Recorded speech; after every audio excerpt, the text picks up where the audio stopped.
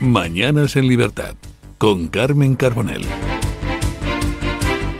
Dejamos de lado la información deportiva y actualizamos la información política, económica y social con Andrés de Francia. El Tribunal Supremo acusa al Congreso y al Senado de no cumplir con la Constitución, que les obliga a renovar el Consejo General del Poder Judicial. Los miembros electos de la Sala de Gobierno del Supremo han denunciado que tanto la Constitución como la Ley Orgánica se incumplen por las Cortes Generales. Alberto Núñez Feijóo explicaba de esta manera en diciembre del año pasado en COPE cuál es el problema del CGPJ. El problema es, de una vez por todas, decirle a la sociedad que el Poder Judicial es un poder independiente y que el órgano de gobierno de ese Poder Judicial tiene que ser, en consecuencia, independiente igual que sus miembros. Y, por tanto, ¿cuál es el problema? Para que todos los jueces y magistrados de España puedan decidir, bajo su responsabilidad, los 12 jueces o magistrados que tienen que conformar el Consejo y los otros 8 que son juristas de reconocido prestigio sean las Cortes. Por lo tanto, esto ya no es un problema de control, esto es un problema de modelo, es un problema de hacer un cambio y un compromiso de regeneración institucional de nuestro país. Según los magistrados firmantes, la inacción de Senado y Congreso daña al Poder Judicial, al Consejo General del Poder Judicial y al Alto Tribunal. Tanto el Tribunal Supremo como los demás tribunales del país se están viendo privados de los magistrados que han de presidirlos, una situación crítica que no parece importar a los responsables de solucionarlo. Bueno, como les decía yo esta mañana, este es uno de los temas tangenciales, el tema de la justicia, el asalto a la justicia que están llevando a cabo desde el gobierno de Pedro Sánchez y en particular la renovación del Consejo General del Poder Judicial que lleva 5 años y varios meses bloqueado, lleva en funciones desde entonces. Lo sorprendente son estas palabras de Alberto Núñez Feijóo, que ha tenido numerosas ocasiones de llevar a cabo esa renovación del Poder Judicial, del Consejo General del Poder Judicial, pero no lo ha querido hacer. ¿Por qué? Pues porque también perdía un poco de poder, porque se estaban repartiendo los jueces en el órgano de gobierno principal de los magistrados y claro, no quería el Partido Popular perder su posición hegemónica, de ahí que lleve tanto tiempo bloqueado y ahora pues precisamente parece que llegan a un entendimiento para por fin conseguir que se renueve ese Consejo General del Poder Judicial que tantos daños está produciendo en la justicia. Para empezar, al someter a ese juicio de la Unión Europea la renovación del Consejo, hemos tenido que ser tutelados por la Unión Europea como si fuéramos niños pequeños, menores de edad, que no somos capaces de ponernos de acuerdo, ¿no? Y que tiene que mediar en el conflicto el comisario de Justicia europeo, dando una imagen de, pues eso, de una España débil, una España acomplejada, una España en la que no se llegan a acuerdos en cuestiones tan básicas como la justicia en nuestro país, algo tan importante. Y esto es un hecho que realmente tiene ya mala solución, ¿no? La imagen de España está dañada, la imagen de la justicia está dañada, pero no solo es la imagen, sino que también es una realidad. Estamos viendo que en este tiempo de interinidad de este órgano de gobierno, pues se están acumulando más vacantes, se va haciendo la bola cada vez más grande. De ahí esa llamada de atención a la renovación del Consejo General del Poder Judicial, a que se pongan de acuerdo. Y ya les digo que tememos lo peor, porque cuando PP y PSOE deciden ponerse de acuerdo in extremis es porque lo que están sopesando es que Pedro Sánchez lo hiciera por su cuenta y consumara de esa manera ese asalto también al Consejo General del Poder Judicial. Una cuestión que nos perjudica a todos porque de un tiempo a esta parte estamos viendo que la división de poderes cada vez se diluye más y que al final es el Poder Ejecutivo el que lo controla todo, el Poder Ejecutivo de Pedro Sánchez, el Poder Ejecutivo de la Moncloa. Y eso a todos los ciudadanos nos tiene que importar y nos tiene que preocupar.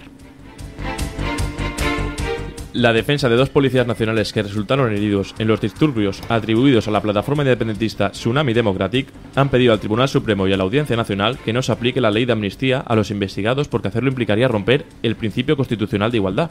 En 2 escritos, el despacho Fuster Fabra Abogados asegura que la ley no cuenta con base constitucional expresa, lesiona gravemente el principio de igual sujeción de todos ante la ley, es ambigua y arbitraria. Para la defensa de los agentes, además del vicio jurídico de vulneración del principio de igualdad, se pueden añadir otros como el principio de seguridad jurídica, así como el principio de responsabilidad e interdicción de la arbitrariedad de los poderes públicos. Bueno, ya saben que los juristas están debatiendo pues sobre el alcance de esta ley de amnistía, sobre la medida del perdón, de un perdón que no es tal, porque el perdón en el fondo es el indulto. La amnistía es mucho peor, porque la amnistía es borrar lo que ocurrió.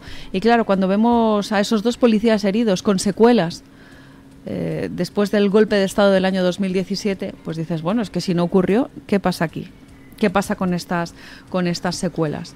El tribunal le ha dicho a la Fiscalía que tiene que aplicar, de hecho tiene una orden tajante, de aplicar sin excepciones la ley de amnistía. Pero claro, es que con cuestiones así, como les decía yo ayer, ¿no? Con ese muerto encima de la mesa, esa persona que falleció en el aeropuerto víctima de un infarto y que no pudo recibir la asistencia sanitaria necesaria porque estaba sitiado por los radicales separatistas, pues tiene que tener alguna consecuencia. Y lo que dice la ley de amnistía es que no pasó absolutamente nada y que hay que perdonar a todos los encausados.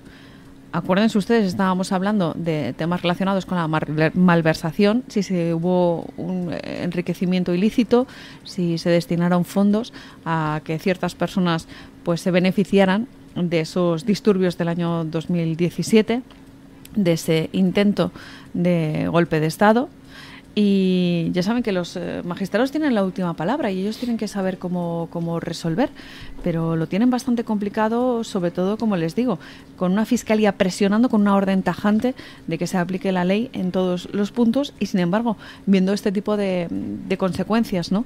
La de estos 2 policías heridos en esos disturbios y que, bueno, pues están ahí. ¿Qué pasa con esos daños? ¿No ocurren? ¿No ocurrieron? ¿No hay secuelas? ¿No pasó nada? Eso es lo que dice la amnistía. En fin, el que lo quiera ver, que lo vea.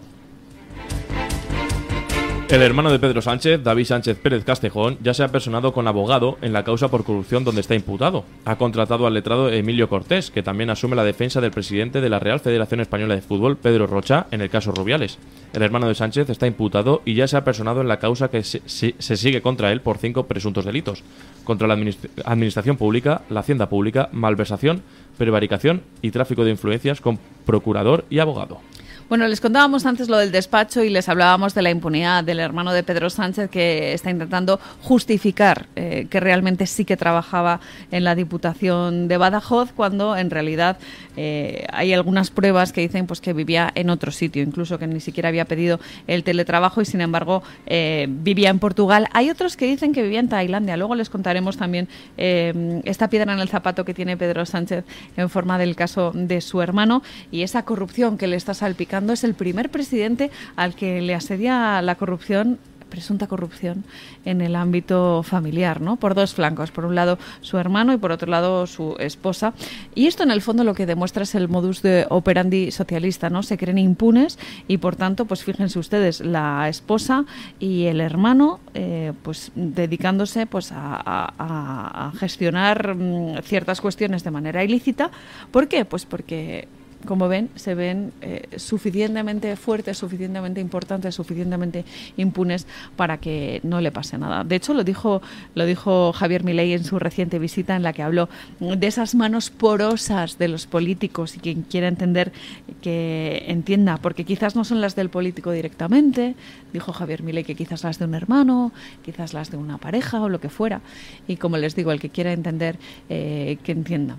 Así que lo del despacho de el hermano de Pedro Sánchez es una mera anécdota si lo comparamos pues con estas cuestiones que estamos viendo. ¿Y cómo será como para que precisamente el hermano de Pedro Sánchez haya decidido contar una importante representación a través de un importante bufete de abogados? Y qué curioso, decían ustedes en algunas ocasiones, bueno, no queremos tanto deporte, si es que el deporte lo impregna todo. ¿Por qué? Porque les estamos hablando de la defensa de Pedro Sánchez, que coincide, qué cosa, con los abogados que están defendiendo al presidente de la Real Federación Española de Fútbol. Bueno, pues será que son suficientemente buenos. Ya les digo, esto es simplemente una anécdota para hablar de David Sánchez y de esa residencia fiscal que se llevó a Portugal, donde presuntamente se estaba aprovechándose también de ciertos beneficios fiscales para evadir el pago de impuestos en España. El proceso judicial sigue su curso, está respaldado por la Fiscalía porque no recurrió la apertura de diligencias y, por tanto, la situación de David Sánchez Pérez Castejón, o David Azagra, como se le conoce artísticamente, va a tener que ser juzgada ya no solamente por sus implicaciones o sus responsabilidades judiciales, sino también por las implicaciones éticas y políticas que están involucradas, ¿no?, en este caso que, como les decimos, rodea al presidente Pedro Sánchez. El Ministerio de Trabajo da un ultimátum a la patronal para sacar adelante la reducción de la jornada laboral. Yolanda Díaz avisa al COE para que la patronal eleve una propuesta por escrito sobre la reducción de la jornada laboral, o de lo contrario pactarán con los sindicatos llevar el tiempo de trabajo de las 40 horas semanales a las 37 horas y media en 2025 sin merma salarial. El Ministerio de Trabajo ha avisado a COE y CEPIME de que antes de la próxima reunión para avanzar en la reducción de la jornada, que se ha convocado para la semana que viene, deben trasladar los criterios y elementos de los que hacen depender un acuerdo para reducir el tiempo de trabajo. Pues qué curioso, iba a hacer yo un enlace hablando de una persona que no trabaja, aunque no se le conocía trabajo, que era David Sánchez, el hermano de Pedro Sánchez, en la Diputación de Badajoz, y vamos a hablar de los que no quieren trabajar o que quieren trabajar menos, que son los comunistas del Ministerio de Trabajo, que han amenazado con esa reducción de la jornada laboral de manera unilateral. A nosotros nos parece muy bien que se reduzcan las horas de trabajo, pero que se haga de acuerdo a la normativa y se haga consensuadamente con la patronal. ¿Por qué les digo esto? Pues porque se están poniendo una serie de palos en las ruedas al crecimiento económico de nuestro país a través de estas medidas que, en un principio, de manera buenista, pueden pensar ustedes que están encaminadas a que tengamos mayor calidad de vida. Pero lo cierto es que, lejos de tener mayor calidad de vida, se empeoran las condiciones de trabajo. ¿Por qué? Pues porque los empresarios tienen menos capacidad de contratar, tienen menos flexibilidad a la hora de acercarse a posibles empleados, ¿no?, a la hora de ampliar, por ejemplo, una plantilla. Se lo tienen que pensar muy mucho con la última reforma laboral de Yolanda Díaz. ¿Por qué? Pues porque tienen ciertas limitaciones, y que son las que plantea la Administración. En vez de flexibilizar, en vez de facilitar, en vez de tener un sistema que sea realmente útil para la contratación, lo que tiene es un efecto disuasorio este cambio normativo. Lo que necesitamos es trabajadores que aporten valor a las empresas, que no se conviertan en conflictos para las empresas. Y lo que está haciendo el Ministerio de Trabajo de manera arbitraria es no contar con la patronal, de tal manera que se genera cierto malestar. Lo que ocurre con estos contratos es que las organizaciones se ven encorsetadas y, por tanto, cada vez es más complicado flexibilizar el mercado laboral. Por cierto, uno de los grandes problemas que tiene nuestro país en esta crisis económica, crisis de valores, crisis política, crisis judicial en las que estamos sumidos. Piensen ustedes en un país que vive del turismo, de la hostelería. Qué importante es flexibilizar los contratos, que haya más gente trabajando. Y este tipo de medidas, como les digo, que de manera arbitraria y con una especie de chantaje, ¿no?, diciendo el Ministerio de Trabajo de Yolanda Díaz que en 7 días tienen que dar una respuesta por escrito a esta reducción de jornada laboral, amenazando con multas a los empresarios, no sé, a mí me parece que no es el camino, ¿no? Que hay muchas maneras de mejorar el trabajo y de hecho incentivar que se aumenten los contratos, pero esta, desde luego, no es una de ellas. Los ministros de Asuntos Exteriores de la Unión Europea han discutido una posibilidad para poder enviar un nuevo tramo de 1.400 millones de euros para el Fondo Europeo para la Paz, el instrumento que la Unión Europea está utilizando para financiar el envío de armamento a Ucrania. Esta medida requería una delicada discusión porque cuenta con oposición de Hungría y requiere de unanimidad para salir adelante. Sin embargo, el Servicio Europeo de Acción Exterior, que dirige el catalán Josep Borrell, ha buscado una manera de sortear el veto húngaro. La presidenta del Consejo General de Ministros de Italia, Giorgia Meloni, reconoce que las posturas de Italia y Hungría en relación a Ucrania no son siempre coincidentes. También hemos hablado del conflicto en Ucrania. Sabemos perfectamente que nuestras posturas no son siempre coincidentes. Precisamente por esta razón quiero decir que aprecio mucho la posición que Hungría ha mostrado hasta ahora tanto en la Unión Europea como en el marco de la OTAN, permitiendo a los otros Estados miembros de los aliados tomar decisiones muy importantes, incluso cuando no estaba completamente de acuerdo con Víctor. En cualquier caso, hemos reiterado nuestro apoyo indiscutible a la soberanía, a la independencia y la integridad territorial de Ucrania. El Servicio Europeo de Acción Exterior argumentó que Budapest no ha participado en la decisión sobre el uso de activos congelados rusos y por lo tanto no tiene derecho a vetar en esta otra decisión. Puesto que Hungría no participó en esta, no es necesario que pueda participar en su aplicación, ha explicado Borrell. Bueno, esta información que les traemos a propósito de esos fondos que se van a destinar a Ucrania proceden, como les estamos contando, de esos activos rusos que habían sido bloqueados y que por tanto estaban generando intereses, y al final esos intereses, ¿no?, ese dinero que queda ahí, pues se va a destinar a Ucrania. Es curioso, ¿no?, como estamos viendo cómo se ponen de acuerdo en la Unión Europea posturas que quizás no siempre son coincidentes, y de hecho así lo recogía Giorgia Meloni, pero la generosidad de los países hace que en un momento determinado pues los intereses de las familias políticas europeas coincidan, ¿no? Las tres familias históricas son los conservadores, los liberales y los socialistas, y cuando hay un bien mayor, por así decir, o un objetivo común, pues lo que se consigue es tomar una serie de decisiones que superen sus diferencias. He querido traer esta noticia para que vean lo que son y no lo que dicen que son.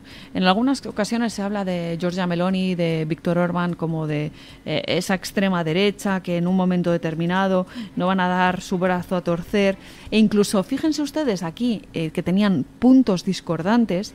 La relación entre Italia y Hungría era diferente respecto a su postura con Ucrania, y aunque no eran coincidentes han llegado a un acuerdo.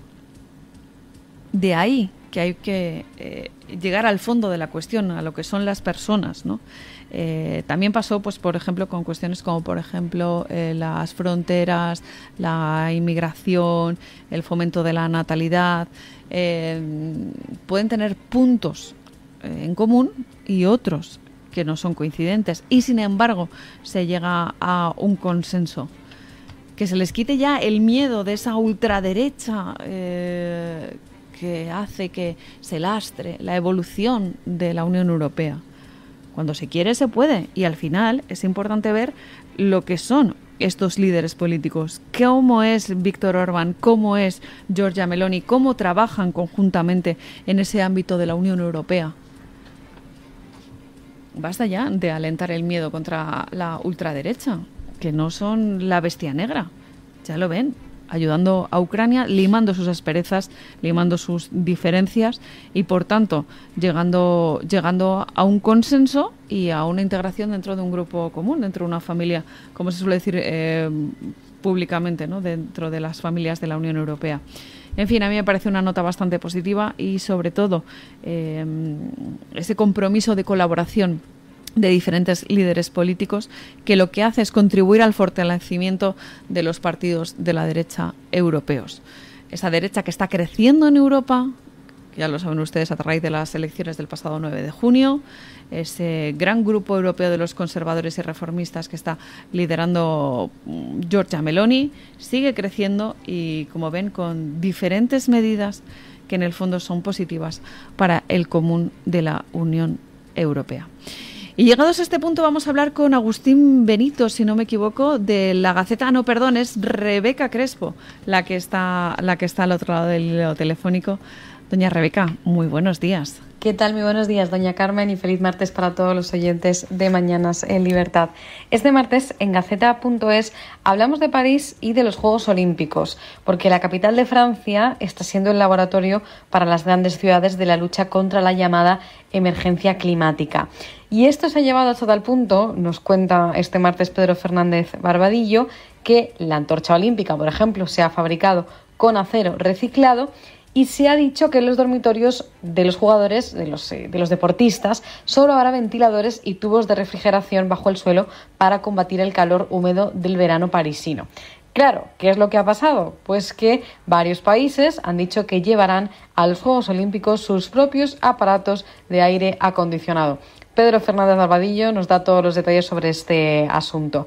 En el ámbito internacional también nos vamos a Polonia, porque el partido Ley y Justicia en este país, una formación que es aliada de Vox, ha propuesto un referéndum sobre inmigración. Ha dicho que la frontera no está defendida y por lo tanto considera que hay que preguntar a los polacos sobre este tema. Como siempre, recomiendo a los oyentes las columnas de opinión, que este martes están firmadas por Hughes, José Javier Esparza y Miquel Jiménez. Muchísimas gracias, Carmen, y feliz martes para todos.